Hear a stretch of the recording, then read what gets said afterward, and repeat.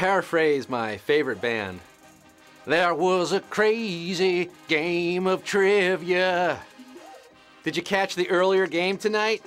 Over 1.6 million of you were on the starting line in our winner-takes-all game for 25 racks, $25,000. It came down to 2 HQTs left at Q17, and they both picked the wrong answer, leaving us with no winners, baby. But to paraphrase my other favorite band, when it comes to HQ, you better sleep with one eye open, gripping your smartphone tight. Because we're back at it again, baby. We're running it back. I cracked a matcha, I'm raring to go. Let's play 2 tonight on HQ, the live mobile game show where you answer questions to win cash.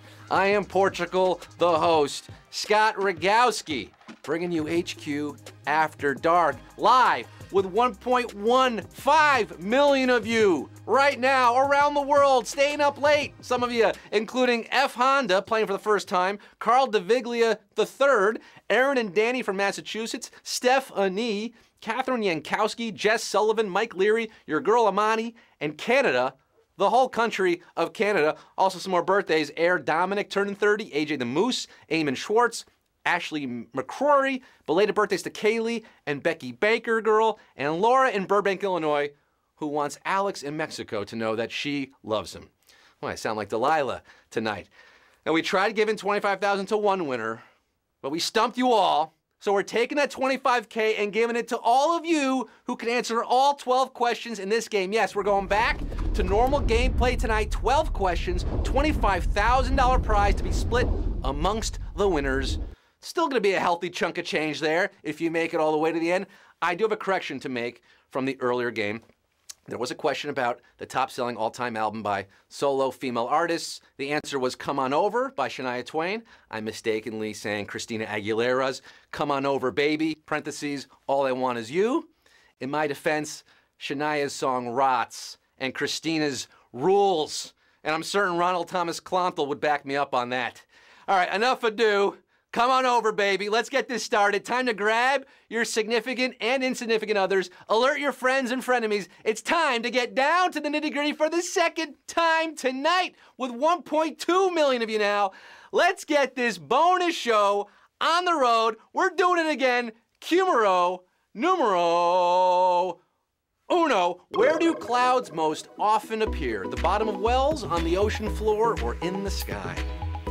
Why do clouds suddenly appear every time you get to Q9? There might be some inspirational poem about finding clouds at the bottom of a well, but the venue where they have a permanent ongoing residency is up in the sky.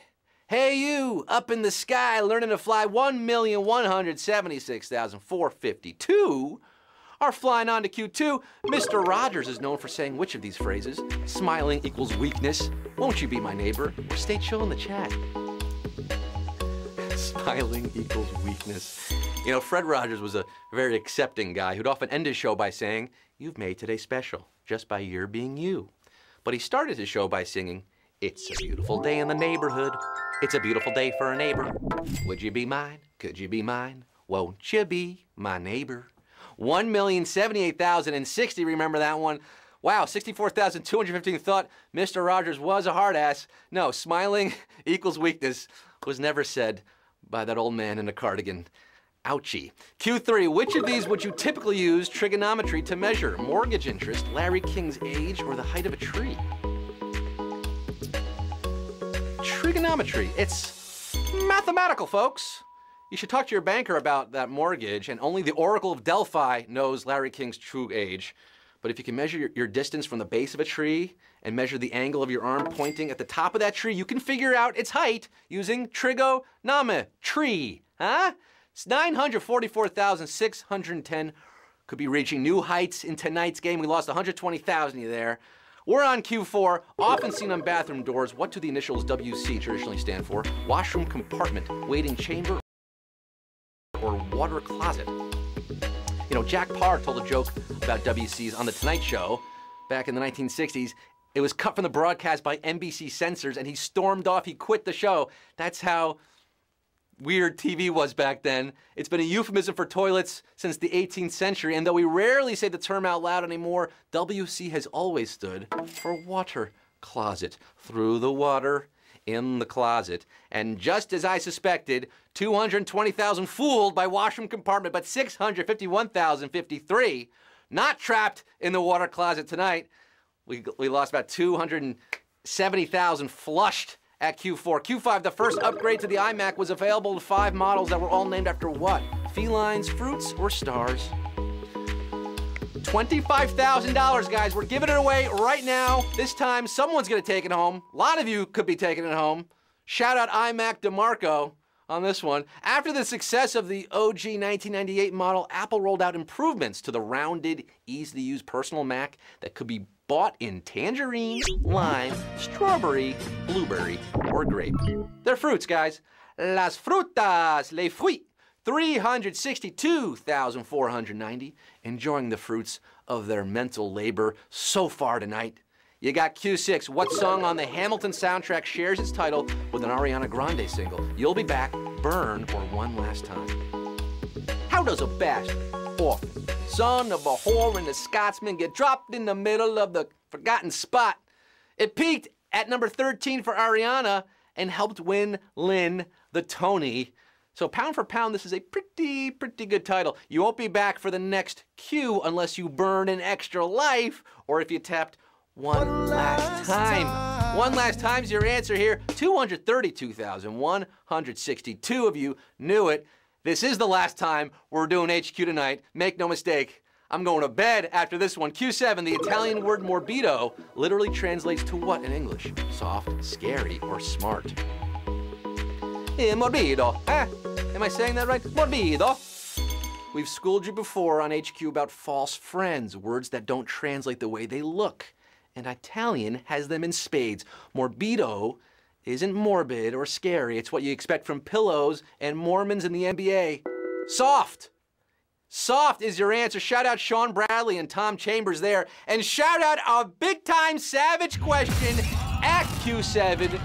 Muy salvaje. I don't know how to say it in Italian. I probably should have learned it. We just lost 200,000 of there, down to 39,476. Tweet me with the Italian translation for savage question. I'll use it on a future show. We're at Q8 right now with 39,476. On what surface does the annual Albert Lee Appliance Cup take place? Mud, water, or ice? What is the Albert Lee Appliance Cup, you ask? Well, it's only the Seattle area's premier annual H1 Unlimited hydroplane race, formerly known as the Seafair Cup. That might have given it away. Been held every summer since 1951 on Wata, specifically Lake Washington. Wata, and what an answer here. 13,006 of you escaping a brutal Q8. We just shaved off 30,000 drowning in the water at Q8, but 13,006 are getting Q9er. The opening sentence of the classic cyberpunk novel Neuromancer famously compares the sky to what? A TV screen, forgotten toy, or worn pavement? We started with 1.2 million, $25,000 at stake tonight, folks. You got to answer this one and 3 more. William Gibson's award-winning and influential cyberpunk novel sets the bleak futuristic scene with these words. The sky above the port was the color of television, tuned to a dead channel. TV screens, your answer here. 6,281 are working on their abs, staying calm and kicking television. On to Q10. What SNL character was played by a person who also designed an album cover for Steely Dan? Unfrozen Caveman Lawyer, Church Lady, or Foreign Man? This question frightens and confuses me. Truly a man of many talents, Phil Hartman of blessed memory designed numerous album covers for classic rock artists before joining SNL in 1986, where he became better known for classic characters like Unfrozen Caveman Lawyer. He used to be a caveman, but now he's a lawyer. And this is a savage question. Yes, it is. Yes, sir, Rihanna. 1,417 knew Unfrozen Caveman Lawyer. The rest of you did not. You'll have to come back tomorrow. We have 2 questions left. For $25,000, only 1,417 of you remain at the penultimate Q11. What object is displayed on the national flag of Portugal?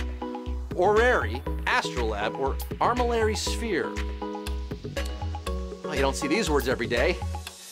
All these antique instruments display celestial mechanics of our solar system. But like an abacus, slide rule, and a calculator, they all take different routes to get there. Now, this particular one was essential to sailors' navigation during Portugal's Age of Discovery, so they put it on their flag. It's the armillary sphere at Q11, and 1,202 of you knew it. Woo! A lot of flag heads in the game tonight. Fans of Portugal.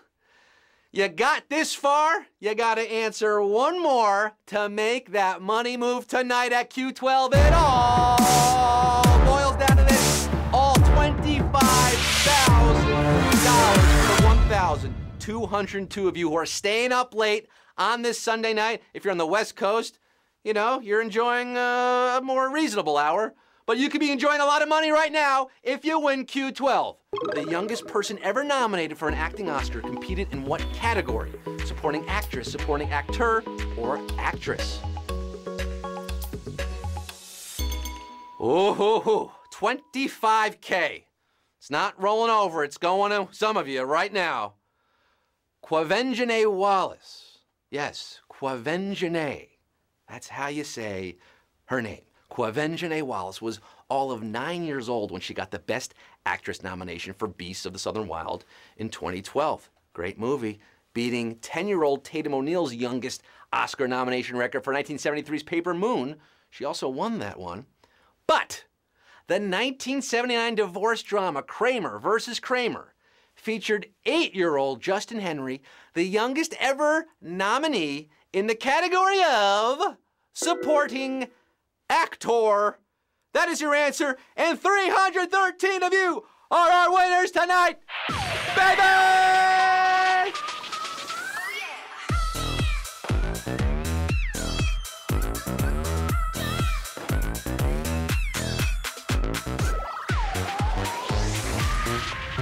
$313 with the big scream tonight, because you just split $25,000. That breaks down to just a shade under 80 bucks for each of you. M. Severdija, Music is Gus, KT Ronsky, DJ 902, Homo Sapiens, Tautani Mouse, JM Ruiz, Bowser 1007, Sven the Bear, K. Nandon, Ghost Trooper 4, whole lot more of you. Love those avatars tonight. Ooh, very cool. Was it cappuccino art there? Very nice, $79.88 or 87, depending on how the cookie crumbles. To all 313 of you, big ups, Wagwan, you did it, you won HQ, you won real money. Yeah, you did. Wow, 2 big games tonight. Hope you had fun. I sure as heck did. You want to come back tomorrow? You can. We do this again tomorrow at 9 p.m. Eastern, also 3 p.m. Eastern. That's right. We do 2-a-days during the week, live every night at 9. And we're trying something new this week, folks. Spread the word. With our prizes, we're going to mix some things up this week. You're not going to know how much you're playing for. Could be a lot of money, could be a lot of money. You know what I'm saying? You know what I'm saying? So look out for that this week. Different prizes all week. Until tomorrow, get some sleep. I know I am. I'm Scott Rogowski signing off saying, I don't really understand your Congress or your system of checks and balances, because as I said during the campaign, I'm just a caveman. I fell on some ice and later got thawed out by scientists. But there is one thing I do know. We must do everything in our power to lower the capital gains tax. Good night, everybody!